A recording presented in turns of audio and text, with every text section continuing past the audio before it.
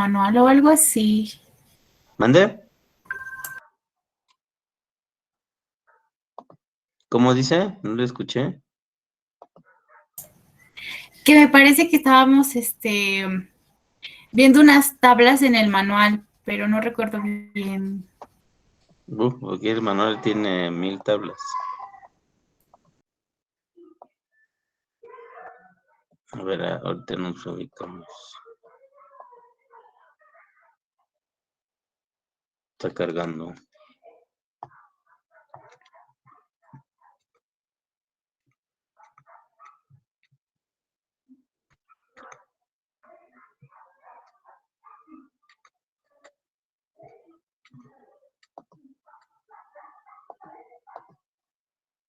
Ok, ya habíamos pasado peatones, dijimos que esos no. Ah, la capacidad, ¿no?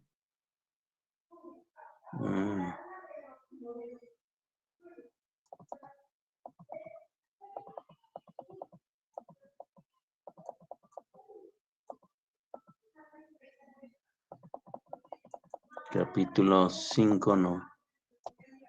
Era Traffic Flow. Ok, es el capítulo 4 el que estamos viendo.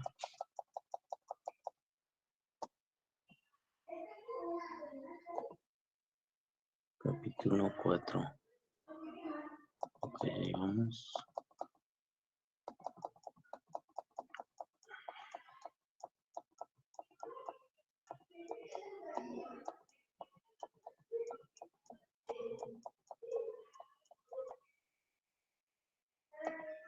Ok, este es el capítulo 4, que es un poco el repaso de los videos que ya habíamos visto, bueno, que deberían de haber ya visto, que es el tema de la teoría de flujo vehicular y los conceptos de capacidad. Entonces, bueno, vamos a hablar de estos 4 indicadores, 4 variables, que es la velocidad, la demora, ¿es acá? No. No, estas son las medidas de desempeño, la velocidad, la demora y la densidad. No, más bien íbamos a hablar de las 4 variables del flujo vehicular, según la teoría macroscópica, y que son el flujo, la velocidad y la concentración, ¿no? Entonces acá es importante hacer la diferencia entre el concepto de volumen y tasa de flujo vehicular o flujo, ¿sí? Entonces el volumen, dice, es el número total de vehículos que pasa en un punto determinado o una sección de un carril o una carretera durante un intervalo de tiempo.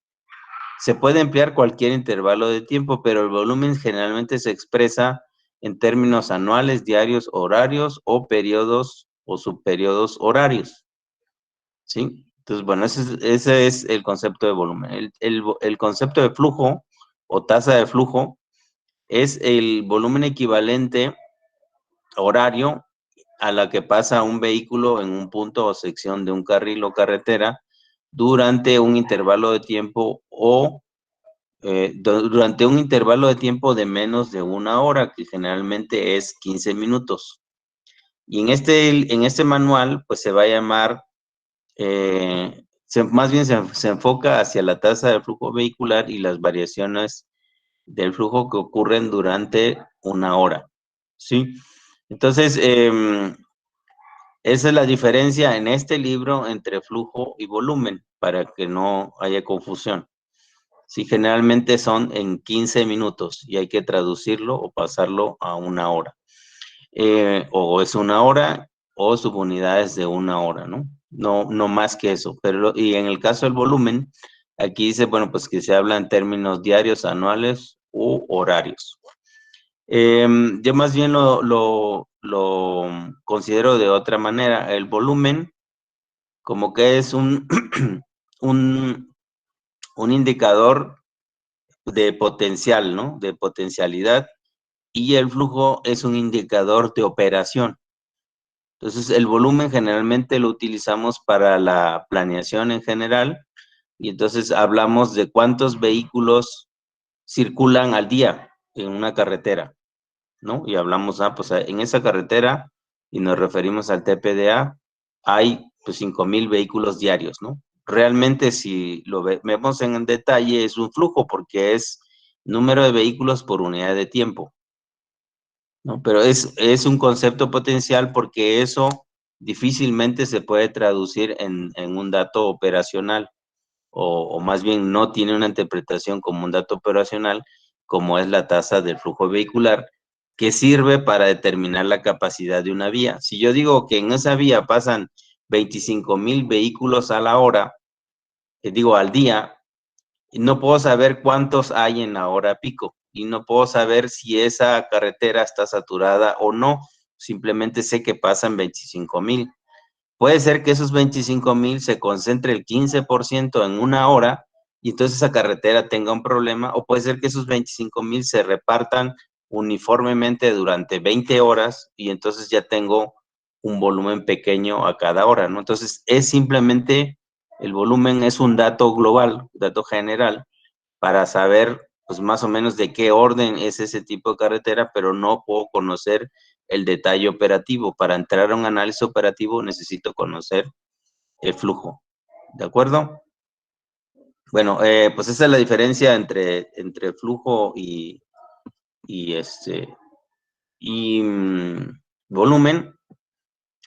Y aquí, bueno, pues en este caso es importante porque en cada periodo de tiempo puede ser que tengamos a la hora 1,000 vehículos, pero esos vehículos dentro de esa hora no se distribuyen de manera uniforme. O sea, si yo mido en 15 minutos cuántos vehículos habrá, entonces normalmente si hay una distribución homogénea, divido 1,000 entre 4 y debería yo de encontrar en un periodo de 15 minutos 250, en el siguiente 250 y así, ¿no?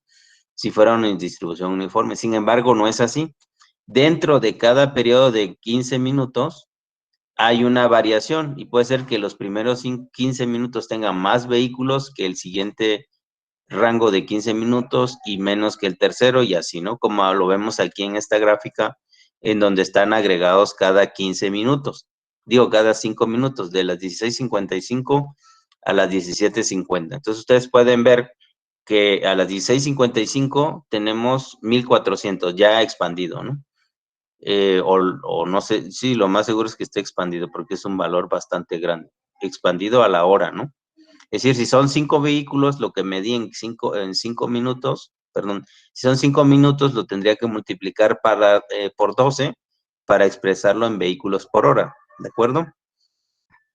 Entonces, pues el valor que haya salido multiplicado por 12, ahí les da 1,400. A las 17 horas, el valor que les haya salido multiplicado por 12 no les da 1,400, les da un poquito menos.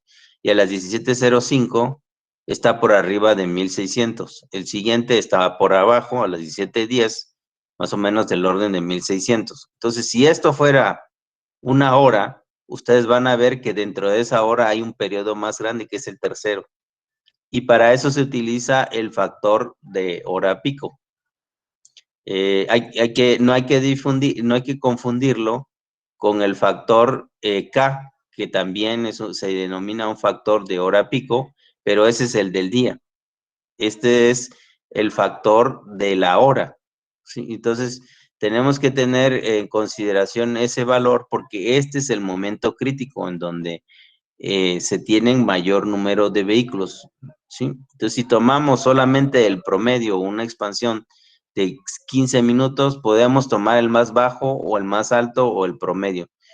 Y entonces, por eso hay que utilizar este factor y que generalmente es un dato que se entrega y que puede ser entre punto 85 hasta 1, ¿no? Y ese punto 85 refleja, pues, qué tan dispares están cada uno de los periodos de 15 minutos que se están midiendo, ¿no? Y bueno, ahí lo vamos a luego a aplicar, ¿no? Y aquí está la fórmula para poderlo sacar, se llama PHF, es diferente al K, les digo, PHF es el volumen horario entre el volumen en la hora pico, pero dentro de la hora.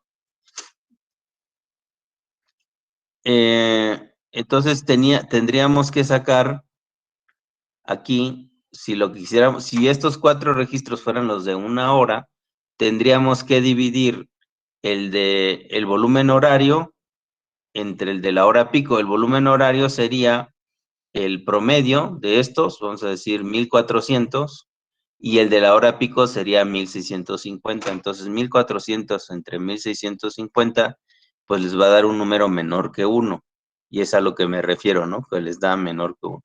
Luego esto va a entrar en las operaciones que vamos a hacer como un denominador. Entonces, si tú tienes un número entero dividido entre un denominador que es menor a 1, pues ese resultado te va a dar un número mayor que 1. Y eso refleja el efecto de un factor de abundamiento, como conocemos cuando se tratan los suelos, ¿no? Se calcula el volumen de tierra a desplazar cuando mueves la tierra, pues entran las partículas del aire y se expande la tierra comprimida, y eso hace un factor de abundamiento, y pues con eso se calcula cuántos vehículos necesitas para trasladar esa tierra, ¿no? Pues más o menos es así. Aplicamos ese factor de abundamiento para tomar en cuenta que hay un periodo donde hay mayor número de vehículos, ¿no? Bueno, aquí simplemente es si usamos un periodo de 15 minutos, tenemos que expandirlo a la hora, por eso está multiplicado por 4. El B es el volumen horario y el B15 pues es el volumen en un periodo de 15 minutos, ¿no? Y para sacar el volumen equivalente, como una tasa de flujo vehicular, dividimos ese volumen entre este factor de abundamiento, y es lo que les decía, si ustedes tienen 1000 y este factor vale 0.85, pues eso les va a dar un número mayor que 1000, lo cual toma en cuenta este efecto, ¿no? De que hay un periodo donde hay más vehículos respecto a los otros tres periodos, y esa es la fórmula que se aplica. Luego tenemos la velocidad, que yo les decía que en el enfoque macroscópico se utiliza la velocidad promedio porque se asume que el conjunto de vehículos o un grupo de vehículos se desplaza a la misma velocidad. Y ahí, bueno, pues tenemos varios tipos de velocidades: la velocidad espacio promedio y la velocidad tiempo promedio. Si ustedes ven en un diagrama de cargas, el diagrama de espacio-tiempo, que ya vimos en el caso de las intersecciones, podemos calcular esa velocidad y podemos encontrar esta diferencia, ¿no? Porque les va a dar datos distintos. Si ustedes proyectan el eje de las X y el eje de las Y y calculan la velocidad, les va a dar valores distintos, ¿no? Por eso hay que hacer la diferencia en que son esos dos tipos de velocidades. En la aplicación no vamos a usar esos valores, simplemente vamos a utilizar la velocidad media, ¿no? Luego tenemos otro concepto que se llama la velocidad a flujo libre, que es la velocidad la velocidad de circulación cuando no hay nadie en la pista o en la carretera. O sea, hay muy pocos vehículos, entonces ustedes pueden moverse a la velocidad deseada, y esa es la velocidad a flujo libre, es decir, que no hay obstáculos para que ustedes puedan circular de manera continua. Y la otra, bueno, pues es una velocidad de circulación promedio, y esto, bueno, pues es una medición que se puede hacer en campo, que también se llama la velocidad a través de vehículo flotante, ¿no? En donde ustedes se incorporan dentro del tráfico y van tomando pues cuánto es el tiempo que transcurre entre dos puntos que ustedes han predefinido, y eso pues eso les da la velocidad. Aquí hay una comparación entre la velocidad tiempo y la velocidad espacio, simplemente para demostrar que no son lo mismo. Si fueran lo mismo, estarían alineados sobre esa curva de 45 grados que está ahí mostrada, y pues aquí tenemos algunas observaciones, que son los puntitos, que muestran que no es así, ¿no?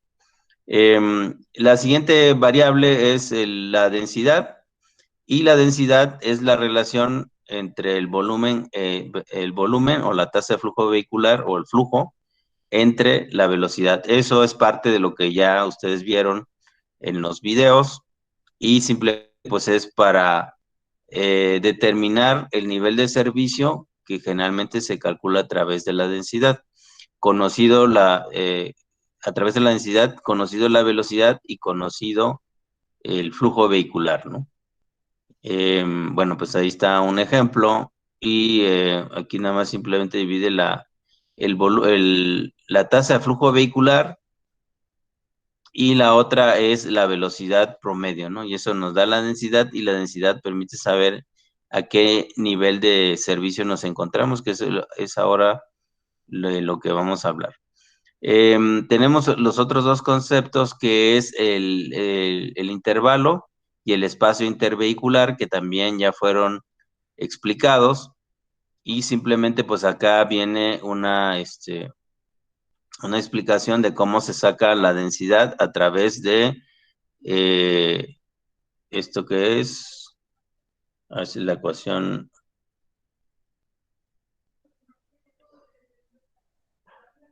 sí, es simplemente la relación entre, creo que no, sí está explicado en un video de dónde sale la relación entre las tres variables, y aquí simplemente es para calcular la densidad.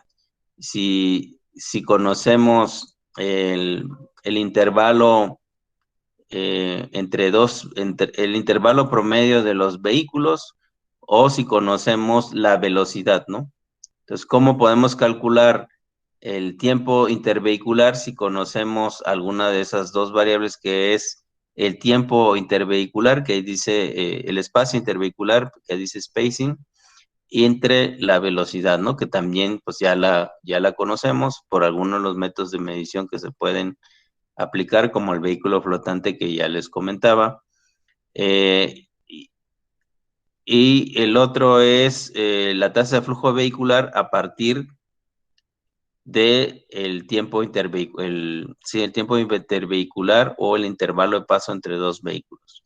Eso está explicado, y simplemente el 3600 son las unidades que se están utilizando, segundos u horas, ¿no? Son factores de equivalencia.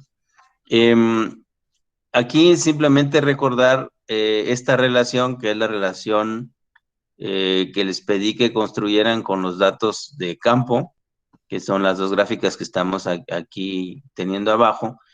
Y lo importante para poder determinar el nivel de servicio es esta relación entre la velocidad y el flujo. Aquí teníamos dos regímenes de circulación. En la parte de donde dice S-cap, que es la velocidad a la capacidad, o la velocidad óptima, en donde tienes la capacidad o el volumen máximo de vehículos, por eso se llama óptima. Desde ese punto hacia arriba se llama congestión no recurrente, que es lo que sucede todos los días, y de ese punto hacia abajo se llama congestión no recurrente, que son el tema de los accidentes, el tema de los efectos de las condiciones ambientales y demás, ¿no? Esta es la relación que en teoría debería de presentarse, pero en este manual vamos a ver que no es así, que esto, en lugar de que sea una curva, es una línea recta, ¿sí? Durante un cierto intervalo, y eso es lo que se utiliza para poder determinar el nivel de servicio. Entonces, si yo tengo la velocidad como dato y el flujo como dato, yo puedo calcular la concentración. Y la concentración, que ya lo vimos, es igual al flujo entre la velocidad. Si vemos este diagrama, ¿dónde está el flujo? Pues es de 0 a Vm. ¿Y dónde está la velocidad? Es de 0 hasta S-cap, ¿no? Entonces, si juntamos esos dos elementos, tendremos una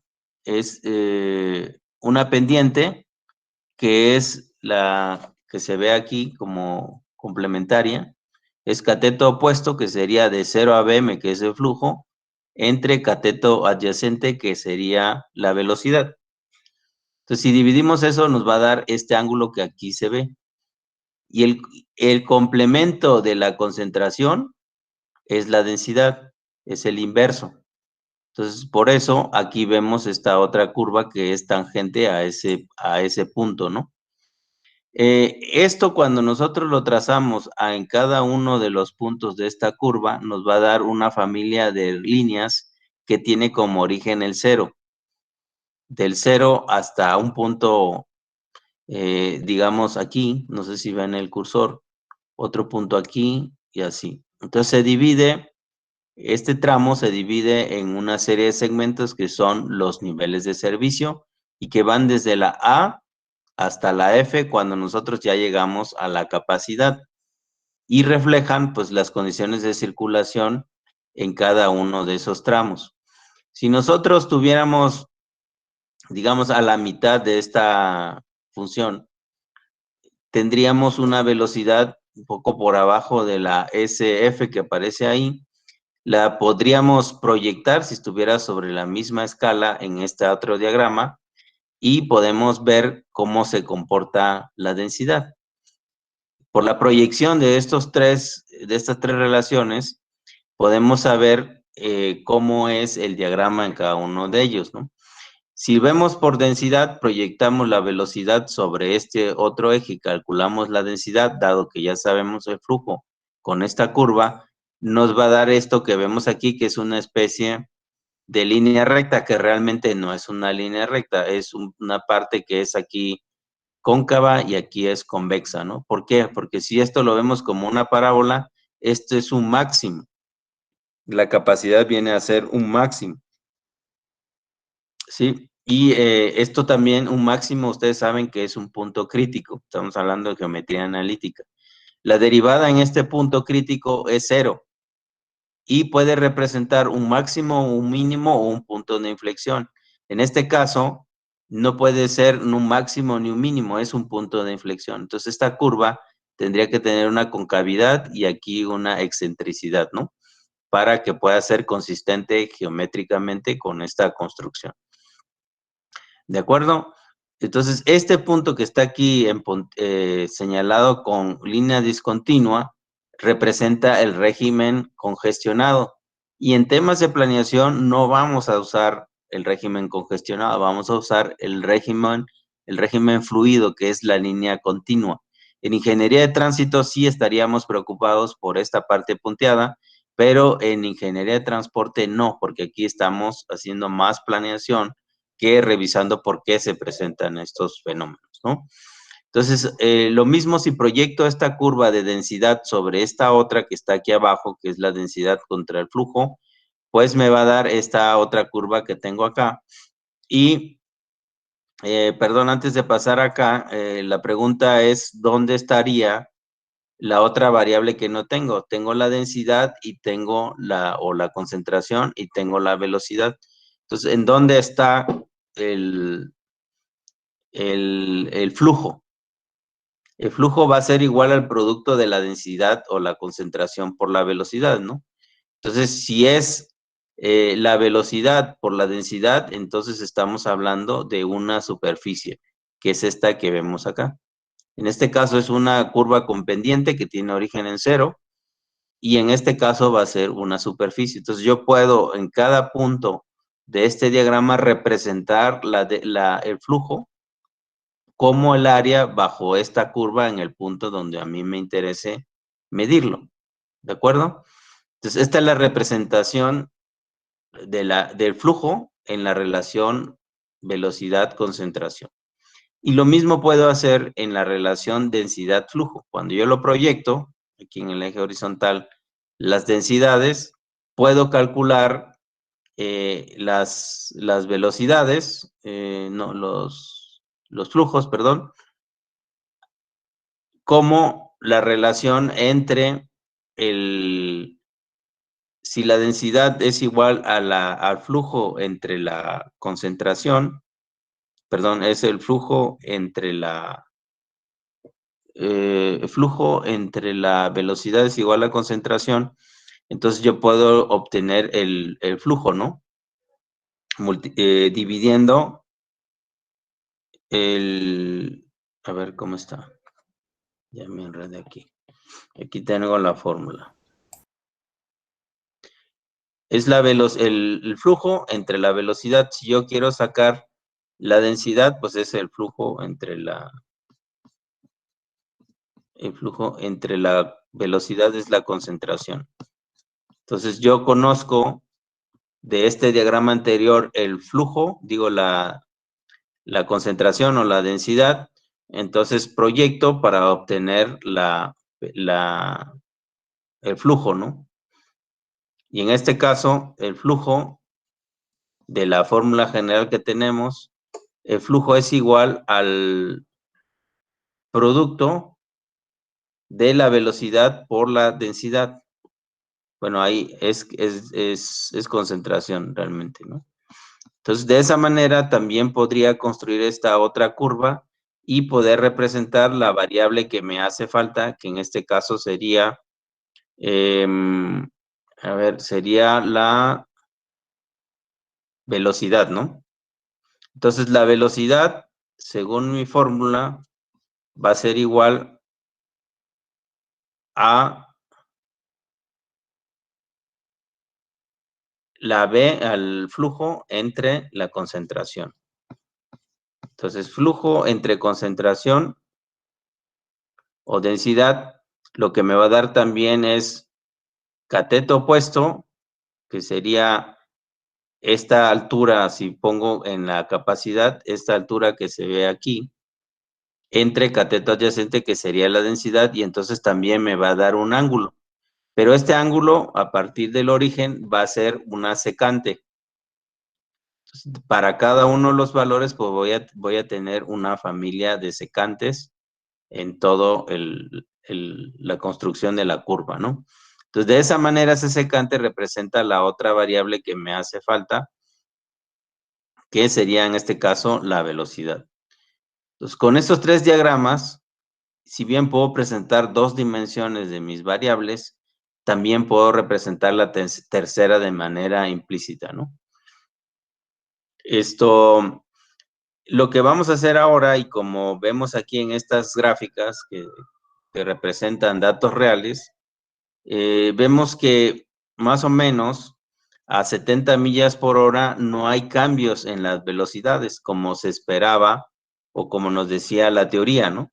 Generalmente se mantiene más o menos fijo y sí casi llegando a la capacidad aquí de 2.200 vehículos, vemos que hay una pequeña inclinación.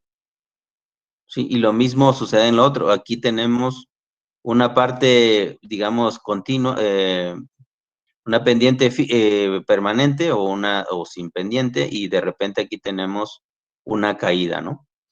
Eso es lo que vamos a tomar en cuenta para poder determinar el nivel de servicio, y esta es la diferencia entre el manual de capacidad de 1985 y el manual de capacidad de 2010.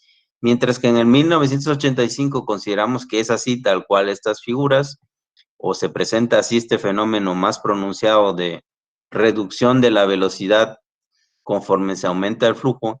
En el caso del 2010, ese efecto no se presenta, y esto, bueno, pues es un tema de diseño de carreteras, ¿no? Pero bueno, no se presenta. En la parte inferior, donde tenemos la situación congestionada o no recurrente, sí vemos que hay una nube de puntos en donde sí se cumple esta parte que se ve abajo, pero eso no la vamos a analizar por las razones que ya les comenté, ¿no? Se ve más claro en la carretera de Los Ángeles que en la carretera de San Diego, que tenemos ese efecto, ¿no? Que se disminuye la velocidad en la medida que aumenta o también se reduce el número de vehículos que pueden pasar porque los demás están atorados en la fila. ¿De acuerdo? Entonces, esa es la parte que era importante recordarles porque parece que no estaba muy claro, ¿no? Bueno, esto ya, lo que sigue ya es flujo interrumpido, que ya vimos, ahí lo pueden ustedes volver a repasar si quieren, pero no es un tema que vaya yo a retomar ahora, pero ahí está disponible en el manual, viene la parte teórica. Hasta acá tienen dudas, y bueno, van a encontrar lo mismo que vimos en el otro libro. ¿Hasta acá tienen alguna duda?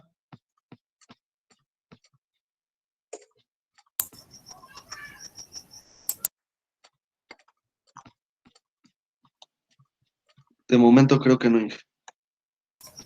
No, Inge. Bueno, entonces aquí seguimos. En la siguiente unidad ya habla de peatones, transporte público, calidad del servicio, que eso es también más para peatones y transporte público, las medidas de servicio, que también A ver, esto. Sí, me lo voy a brincar para pasarme directo a los segmentos básicos. Sigo hablando de peatones y bicicletas. Bueno, aquí para qué usamos el manual de capacidad, que básicamente ya se los conté. Bueno, aquí lo pueden leer si quieren, pero es lo que les comenté en términos generales. Y me voy a pasar a, bueno, luego vienen las calles urbanas para el flujo interrumpido. Esto es un anexo.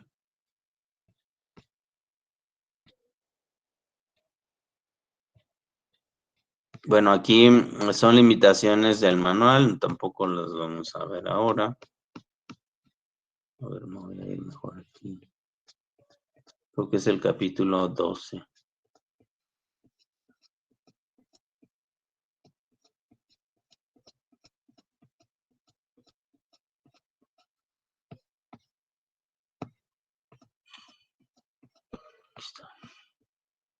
Entonces, luego viene el capítulo 8, que ahí viene para los que quieran ir paso a paso, ahí viene una explicación muy sencilla. Y el capítulo 9 es importante porque viene el glosario de términos. Y eso les decía yo que le echen una leída para que no tengan problemas para familiarizarse con los términos que se van a usar, ¿no? Entonces llego ahí al capítulo 11, ya me brinqué hasta el 11, a ver, nada más. Sí. Que el capítulo 11 son segmentos esenciales de las carreteras, ¿no? Entonces vamos a ver la introducción, una metodología y las aplicaciones. Les decía que trae problemas resueltos. O sea, en caso de que pues, no entiendan nada de esta explicación, pues ahí vienen paso a paso la resolución de una serie de casos tipo, ¿no? Trae 6 casos distintos. Entonces pueden ustedes usar consultar esa información, si acaso no les queda claro lo que estamos viendo o leyendo. Entonces los segmentos básicos, son elementos de una carretera y que, bueno, pues tiene primero y en todos los tipos de componentes que vamos a ver, se parte de unas condiciones base. Esto es importante porque vamos a suponer primero, o bueno, todos los parámetros de las tablas que se van a utilizar suponen que se trata de una carretera en ciertas condiciones y con ciertas características geométricas. Esas características geométricas generalmente no se presentan idénticamente en los problemas que vayamos a analizar. Entonces hay que hacer una serie de ajustes. Por ello, para poder entender estos ajustes hay que entender primero cuáles son las condiciones base en las que se supone que está operando la carretera. Entonces dice aquí, las condiciones base sobre en las cuales se obtiene la máxima capacidad o la capacidad total de un segmento de carretera, incluye unas buenas condiciones de ambientales, es decir, es un día normal, hay visibilidad buena, no está lloviendo ni nada por el estilo, hay buenas condiciones ambientales, hay buena visibilidad. No hay accidentes o incidentes que afecten la circulación. No hay trabajos de reparación en el tramo que vayamos a analizar. Y no hay un deterioro de la superficie de circulación, el pavimento, ¿no? Que está en buenas condiciones y se puede circular. No hay topes ni nada de esas cosas.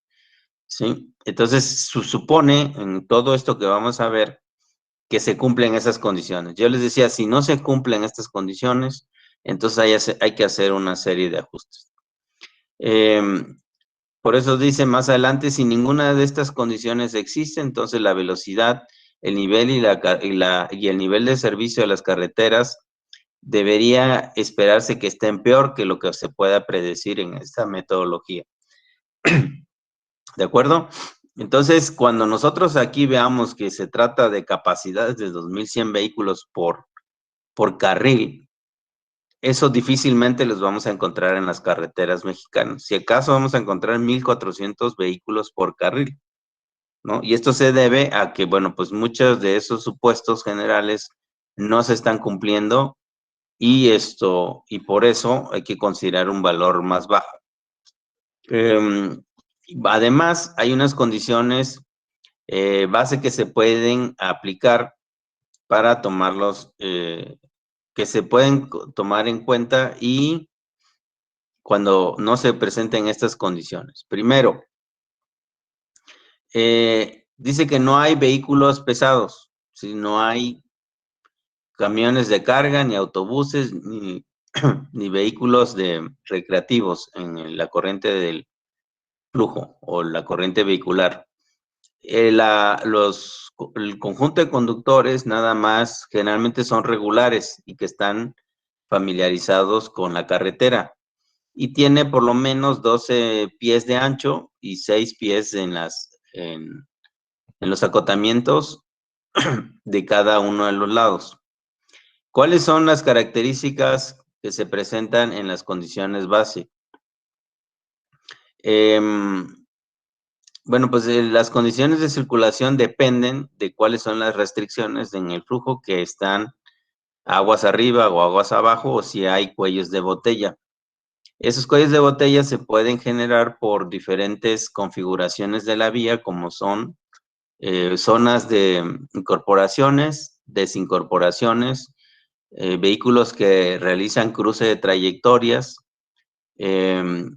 fusión de carriles, actividades de construcción y mantenimiento, accidentes de tráfico o incidentes, objetos que haya en la carretera o cuestiones similares. Los cuellos de botella o los bloqueos en la circulación se pueden dar aunque no esté totalmente bloqueada la vía. Se pueden ocasionar por conductores que van manejando muy lento o siguen trayectorias lentas y eso hace pues que los demás vehículos reduzcan su velocidad. También las condiciones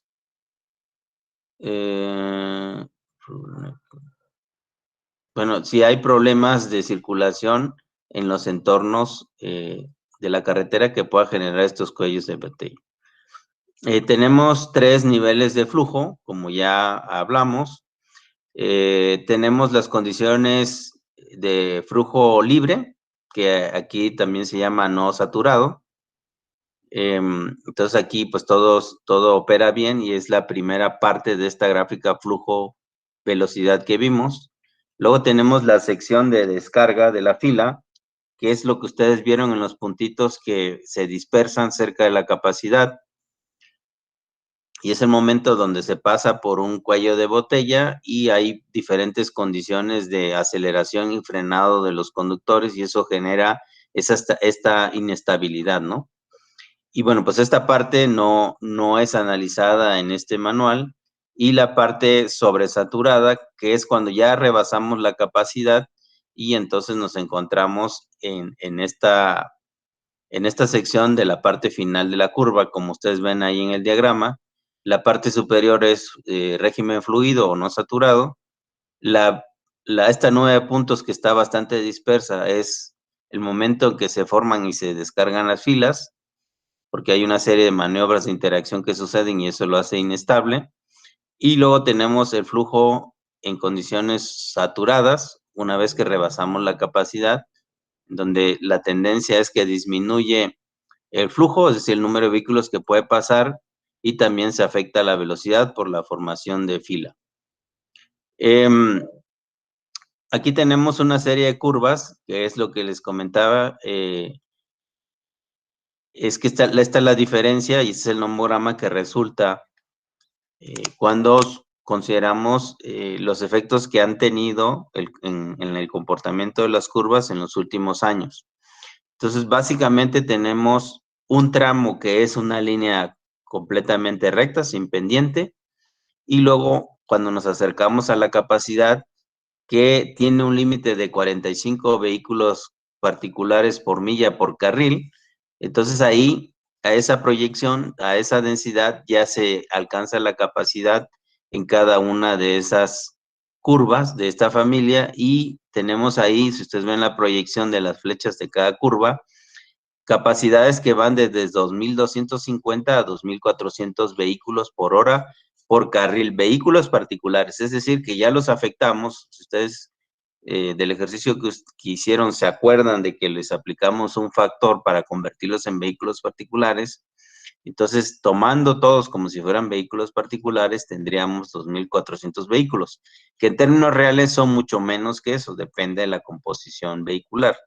¿De acuerdo? Si todos fueran automóviles, cabrían 2.400. ¿De acuerdo?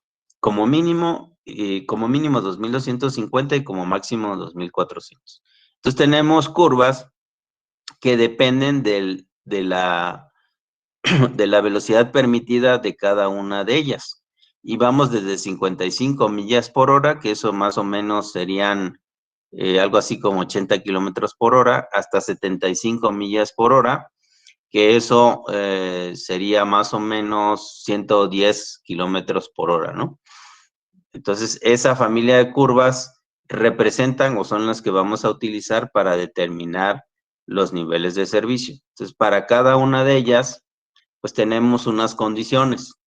El concepto importante es la velocidad a flujo libre, que sería de 75, bueno, sería la parte recta, pues, de la curva, y dice que a partir de 1.000, 1.200, 1.400, 1.600, 1.800, ya no es la velocidad de flujo libre, sino que empieza a caer por este efecto que nosotros vemos ahí en las gráficas, que a medida que aumente el flujo, disminuye la velocidad. Eso es cierto a partir de estos límites que están mencionados, desde 1.000 hasta 1.800. Desde 1.000 hasta 1.800 van a ir cambiando su forma estas curvas, ¿no?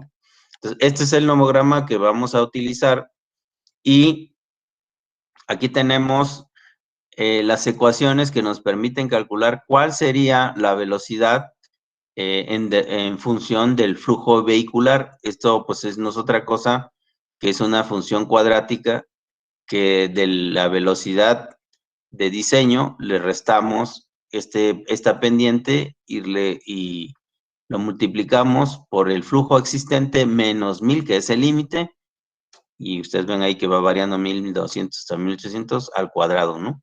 Entonces, ese es el efecto que tiene sobre la velocidad permitida de circulación en esas carreteras. Eso aquí le llaman el punto de ruptura, a partir del cual se tiene que considerar que hay que aplicar esta ecuación para calcular cuál sería el efecto sobre la velocidad. Y para eso, pues tenemos estas condiciones, ¿no? Si nosotros no llegamos a ese límite, entonces nuestra velocidad es igual a la velocidad de flujo libre. Acuérdense que en la ecuación de densidad nosotros dividimos el flujo entre la velocidad. ¿Cuál velocidad? Pues si estoy en el tramo todavía recto, no he llegado al límite, pues en ese caso la velocidad es igual a la velocidad de flujo libre. Pero si rebasamos ese límite, entonces hay que calcular la velocidad con esta ecuación que está aquí, que es la que acabo de mencionar, ¿no? Entonces, para eso nos sirve esta tabla, para identificar, bueno, pues en qué volumen nos encontramos, y luego si tenemos que hacer un ajuste para calcular la velocidad o no. ¿De acuerdo? Luego acá tenemos pues las capacidades bajo las condiciones base. Y bueno, básicamente las capacidades son aquí las que estamos refiriendo, ¿no? Estos límites de 2.250 hasta 2.400. Eso es lo que hay que tomar en cuenta. Dice la capacidad de un segmento básico de una vía rápida bajo las condiciones base o con las condiciones base varía con la velocidad a flujo libre, desde 70 o hasta 75 millas por hora según sea la velocidad a flujo libre. La capacidad puede ser hasta de 2.400 vehículos particulares por hora por carril. Y para niveles menores de velocidad a flujo libre, esta disminuye de manera significativa. Así tenemos que para 65 millas por hora serían 2.350, para 60 serían 2.300 y para 55, 2.250 millas por hora. Aquí lo tienen en esta gráfica que les acabo de mencionar, 2.250 hasta 2.400, que es lo que ya les había mencionado. Esas son capacidades por carril. Entonces, si nosotros tenemos una carretera de 2 o 3 carriles, habría que multiplicar eso por el número de carriles para sacar la capacidad total de la vía. ¿De acuerdo? Eso es lo que explica en el siguiente párrafo. ¿Cuáles son los segmentos base? Los segmentos base, o más bien el nivel de servicio en los segmentos base, está determinado por su densidad. Acuérdense que la densidad era el flujo entre la velocidad y que el límite para llegar al nivel de servicio F es 45 vehículos particulares por milla por carril. ¿De acuerdo? Entonces,